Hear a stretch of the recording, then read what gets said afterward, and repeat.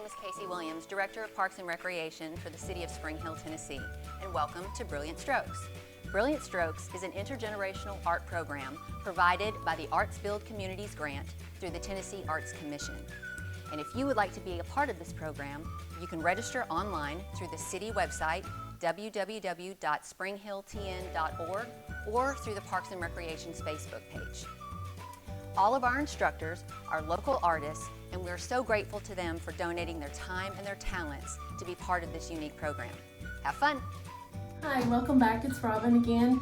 I'm going to finish up our journaling class, and if you see the assortment on the table, you can say I borderline between hoarding, addiction, and just all-out love of journaling. I'm just going to go through a few supplies today that I enjoy using and walk you through several of the journals that I have done in the past and am currently working on.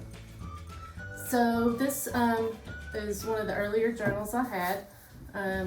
I started taking a Master Gardener workshop, and I tend to take notes in Doodle. And so as I took notes through this class, I did a lot of doodling with the notes, and it just keeps my focus where I'm more actively listening when I am doodling, and then it kind of sinks in a little bit more when I have to think about how to illustrate.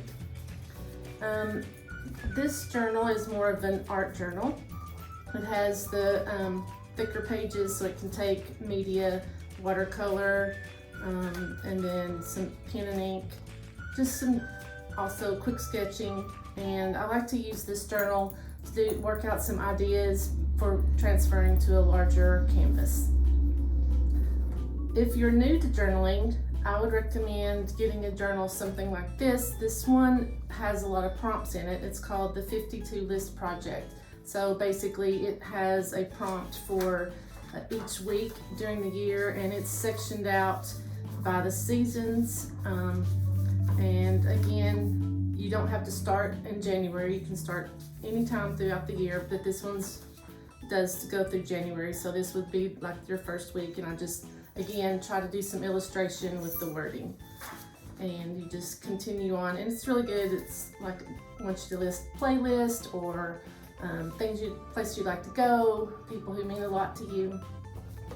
Another art journal, again, mixed media. I did some more experimentation, just doodling. I work out some things in this one for classes that I'm going to teach later on. And this is just an example showing layering washes of watercolor and how it deepens the values as you apply different washes. This journal is pretty special. I have two granddaughters, and at a period of time I wasn't able to see one of them for a while due to distance, and so she was quite young, and so I would just sit down with this journal maybe once or twice a week and write little letters to her, so when she was older we could talk about that time when I didn't get to see her, and she could read about what was going on and thoughts I had about her when she was very small. And then I've got one more art type of journal. This one was experimenting with some new inks. They're called distress inks, and they kind of activate different colors when you apply water to them. This was just a pencil drawing that I later turned into a acrylic drawing. Some more doodling. This one I did work out through a series during COVID. It was called Behind Closed Doors, and I did applied some modeling paste with some door images, and then applied paint over that to create some pretty unique art. These are all blank journals that I have for safekeeping because I may run out someday. So people like to give me journals, and so I just save them because I know at some point I'll be able to use one. This one is kind of cool. It took an old record and made that into a cover, so that was pretty cool. My favorite journaling that I've been most consistent with is called the bullet journal, and it's called that because of the type of journal pages that are in the notebooks that you use. And I'm not sure if you can see, but just it's a dotted grid like a bullet point. And so these are really good because with a line journal, you're kind of constricted to those lines are always going to show up. With a bullet journal, you can use the dots as a line for your guiding you for keeping your writing straight, and having the grid also helps you if you're doing sketch work. These journals, this is a lectern. I get it at Amazon, and this size journal will last me about 14 months. And I sit down with them. They're by the couch. Every evening I sit down, pull it out, and I do things. This one shows I'm doing a menu planning for the week. It tells what I've got in my pantry, what I need to-do list, what I need to get at the grocery. It's just kind of fun. It just helps me plan out. I love to cook. That's another hobby. So I'll like get a cookbook and cook out of it for a whole week. And so it's easy to plan all that right here. That was the first one. I started that in 2017 and I'm still doing it in 2021, and I've been through, I'm about to finish the third journal and I have a few more pages to go before I start the next one. These, because I teach, I'll plan out, this is kind of where my beginning is for classes, and this is July, August, September, October, November, December, so that will be the classes that I teach for the next 6 months, so it kind of lets me plan those out. As well as my chores and menu planning. Another thing that I've got going on in this one is called something called Draw Your Day, and that's where instead of journaling, just writing out thoughts, you can illustrate it. And this one was Sunday, April 19th. My other granddaughter was visiting, and so it just shows time with her. And we did, had art day, we had salad, did flowers, and then this was the Draw Your Day when I took her back to her mom when we drove to Chattanooga. So those are just some of the things that go on. And you can have any format you want. There's tons and tons on Pinterest and on different blogs. Just Google bullet journaling and you can find anything you would ever want to know about bullet journaling. And it's a lot of fun, and it allows you to be creative and journal your thoughts. So some of the tools that I like to use, I like to experiment with calligraphy. I'm not good at it. I haven't practiced it very much, but this is a book. It's originally published in 1917, so over 100 years ago. And it has different vintage retro looking images in it, but in the back it also has lots of different styles of calligraphy that you can look at and copy and practice. Another thing I'm a huge fan of is washi tape. You can see in a bullet journal, if you mess up, I don't really like to tear out the pages because then the pages connected to might fall out, but when I mess up, I can put the two pages together, slide some washi tape around the end, and so that errored page disappears. So washi tape, all different flavors, colors, and I just sort them here. You can do a million things with them. You can make tabs for to mark special pages, decorate, whatever. So I just keep those with a ruler and some markers with my bullet journal. And these are Tombow markers. They're double-edged. They've got a brush end and a pointed tip end. The same as these zebra midline markers. They both also have the brush end and the pointed tip. I like these midline a little bit better. They don't seem to bleed through the page as much as if I'm coloring pretty heavy with these markers, but both are equally good as far as value for your money. These Steedler pens, I like them because they are only the fine tip, but they don't bleed through the paper either, so that's cool. And then this is a new tool I've discovered, and they're called Neocolor 2. They're water-soluble pastels, and so you color them just like crayons. You can use them on the page just as that, or you can activate them with water, which we'll look at some in the journal that we've got. Also, I'm a fan of circle template, just making different designs in your page. Give you some, instead of a box, you can have a circle to write things in.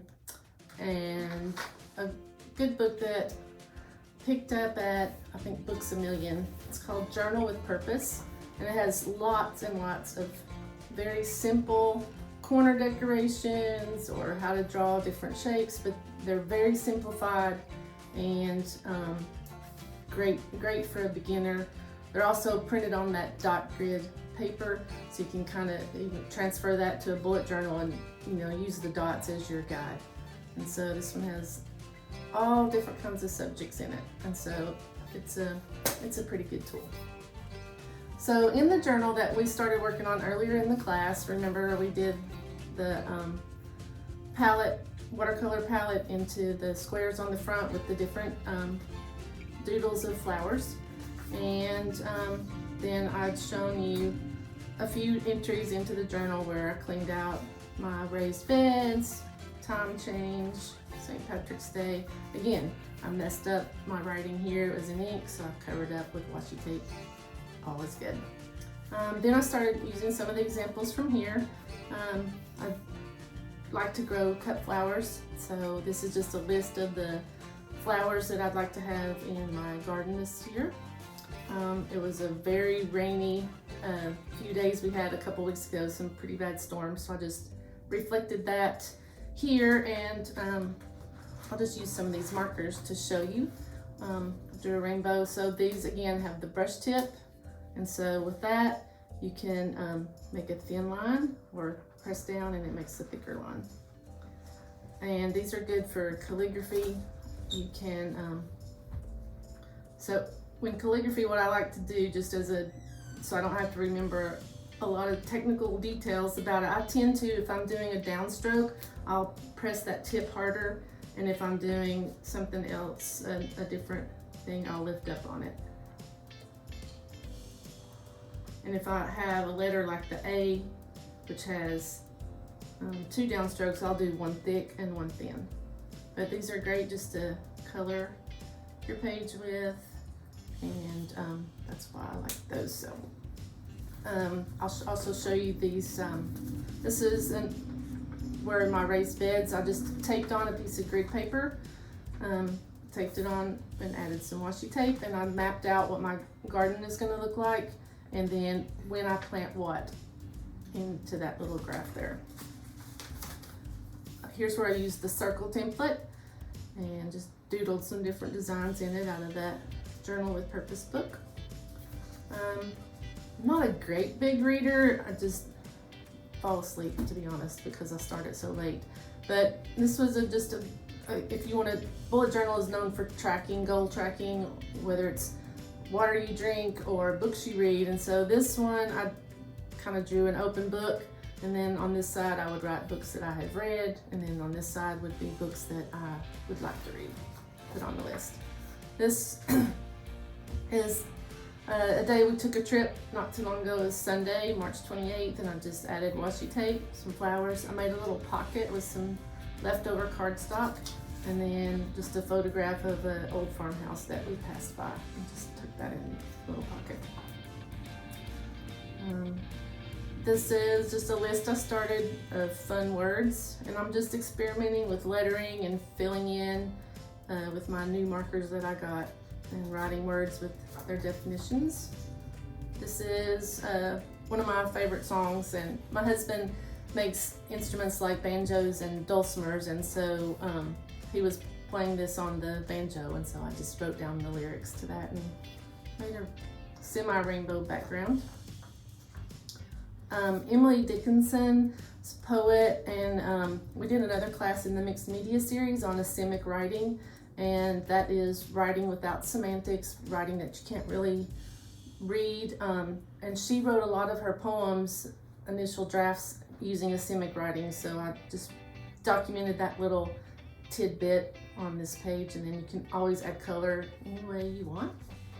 So I thought I would just show you a few of the tools. Let's start with the watercolor pencils. Also, this is one of my favorite pens. It's a Micron. I like it because it It won't fade over time. It is also water resistant. So if you wanted to draw a doodle, it's just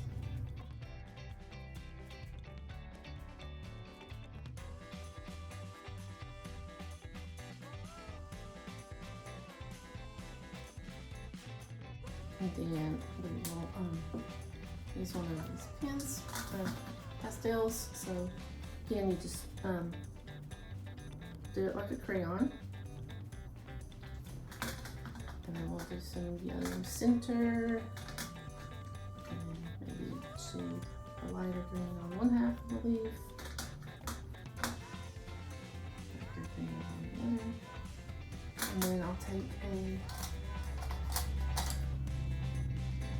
brush and just dampen it. And then you can see you can just activate that.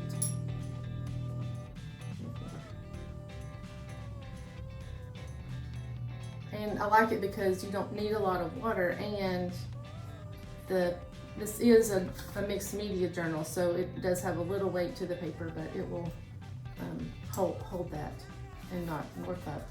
And you don't need a lot of water like you would need if you were doing a watercolor with the pens. So I hope you've enjoyed this. Again, slow it down if you want to see some pages in more detail.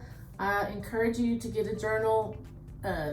Walgreens, Target, the dollar store, any journal will be perfectly fine to start out with, and then as you find the type of journaling you're drawn to, then you could get a more customized journal towards the way you journal. But take a few moments and journal some either with illustration or with words and see where it takes you. I've enjoyed having this class. So, if you like what you've seen and you want to take part in Brilliant Strokes, don't forget, go online to our Facebook page, that's Spring Hill TN Parks and Recreation, or to the Spring Hill City website and register. Registration opens February 18th, and the first 8 people to register for each class will get a free goodie bag. Can't wait to get creative and have fun.